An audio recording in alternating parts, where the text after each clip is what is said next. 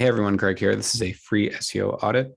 So a bit about me, 11 plus years in the SEO world. I currently own two LLCs. I have a team of freelance content writers and a freelance web developer all in the United States who help me with client projects and also my own websites. In the state of New York, I rank for a plethora of different keywords like SEO service, New York SEO service, New York SEO expert, all that kind of stuff. I own a sports website that drives around 300,000 plus SEO sessions. And then outside of work, I live in upstate New York. For the plan for clients, so it begins with an audit similar to this, which is I review the website.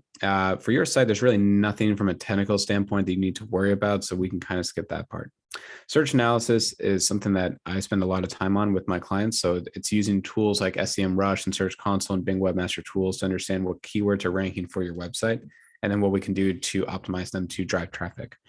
Competitor research. So you did send over two. Both drive over 1 million plus SEO sessions. So I don't consider them competitors from a traditional standpoint, but it's more important to get an idea of like what is out there from like a traffic expectation. Content. So a big thing that I do though for my websites and also for my clients is I utilize blogs and I update existing pages on your website. So I kind of go over that in more detail later on. And then finally, if we do become partners together, you get a monthly report, goes over exactly like the KPIs we care most about, and also kind of like the strategy moving forward.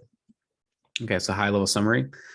Within SEMrush, it's a third-party tool I used. Currently, your site is too small to gather any traffic, so it says there's only one organic visit per month. A technical score, I used a third-party tool called Sitebulb. You have a 92% score. You don't have to worry too much about what that means. It just basically represents that your site can be crawled. There's no major technical issues for Google and Bing to understand what the content is. I took a keyword example, seafoam green dress. That keyword is on page 3 of Google for you. It currently has over 1,000 plus searches per month. I think it can get to page 1. I think there's some ways you can do that. So I explain that within these later on in this video. I think you should add a blog to the site because there's so many questions people have around dresses and tops, et cetera, like how to match different outfits together, what to wear for brunch, all that kind of stuff. So I gave some ideas. And then finally, the competitors, I still think are a little bit too big at this time to focus on. So this is your website, again, from SEMrush, 1 visit per month. And you can see the keywords are starting to grow, but it's just too new right now to gather any data around that.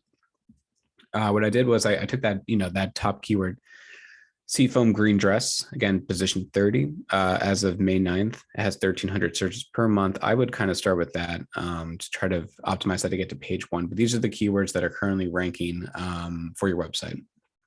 Technical audit. So Sitebulb I use, third-party tool, 92% SEO score. Things kind of checked out. What I actually liked a lot was I looked at the hierarchy of how Googlebot and BingBot would both mimic crawling your website. So at the very top is your homepage, and then it kind of just cascades down from there. That's actually very important because you want to make sure that there's a clear path. I didn't see anything like orphaned off pages or anything like that, or if there were, it wasn't such a high number that we had to worry about that. So overall, from the visualization that I can see, the site is structured very well. Comparative research. So one of the competitors you sent over, I took a look at. They drive 3.5 million organic sessions per month.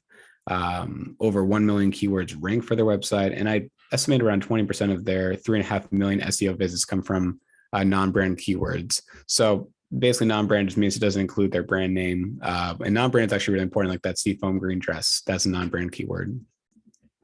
I tried my best to exclude any variations of their brand name to show you the monthly traffic that they're getting. So terms like formal dresses and women's clothing stores and skirts, they rank on page 1, position 5 for that 110,000 searches per month.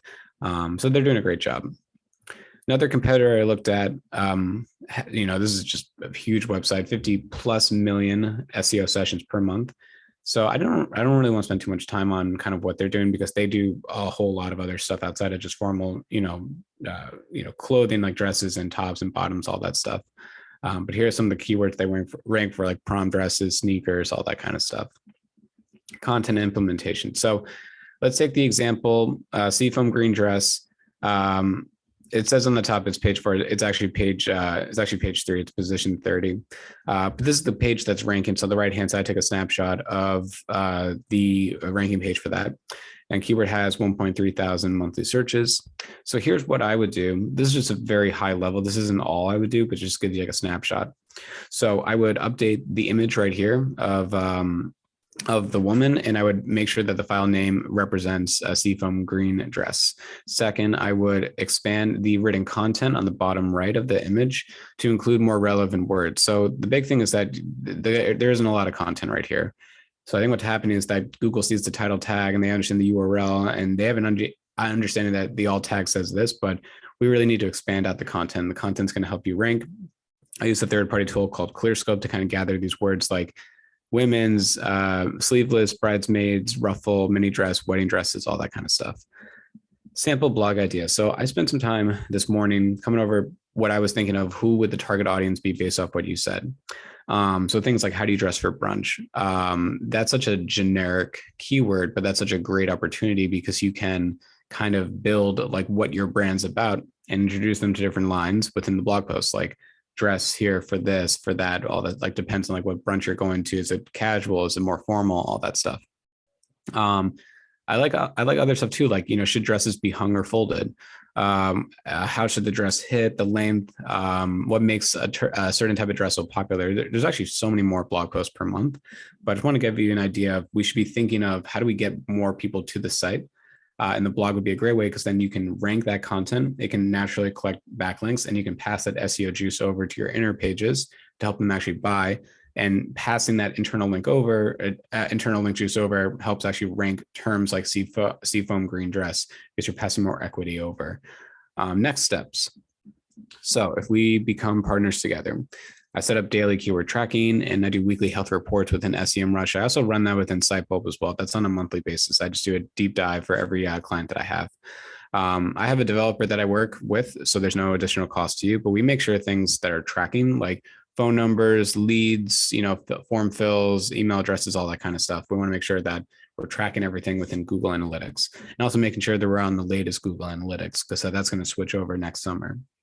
Another thing we're going to do is your site. Obviously, it's an e-commerce type of site. I think the biggest thing is we need to focus on individual sections. So I said either dresses, tops, bottoms, or sets. That's how we start off with. We actually focus on each category.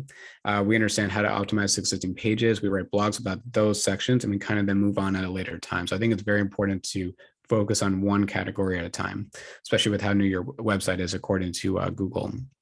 Establish a blog, so I can have my web developer kind of do that. What I do is I write the content with my writers. I supply all the stock images for the blog post. All you have to do is simply just read and approve, and then I can publish it on your site on your behalf. And typically I do 3 blog posts per month at 1,000 words each. And then finally, this is way down the road, but where I see this kind of going is that you would add email marketing to this.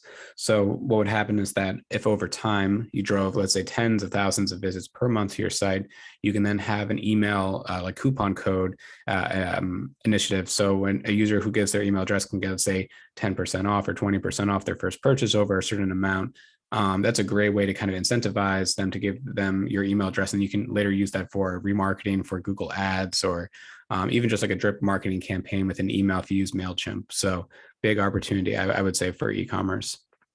Okay, real quick, these are the tools I use. You can just pause the video if you want to read each item. Okay, case study time. So TM Blast has been in business now for a few years. It has 11 5-star reviews. In the state of New York, I rank at the top for the term SEO expert. That term has hundreds and hundreds of searches per month, and it would cost me over $30 per click if I ran ads on it, which I don't. I also outrank companies out of New York City. So this term is simply just for the state of New York, not necessarily in Saratoga Springs. The website that I own, I've built now for the last few years, called the Stadium Reviews, drives over 300,000 monthly SEO sessions, and it's continued to grow. This is a client I have out of New York City. They're up over 3,000% in their traffic year over year. I've been working with them now for, I think, 2 or so years. And now we're actually expanding to another location within New York City due to their growth that they have for their website traffic. Plan Legend is a new website that I'm creating. It's only about 7 months old. It had its best month last month with just under 10,000 organic sessions. And that's the report. So let me know if you have any questions. And as always, have a good rest of your day.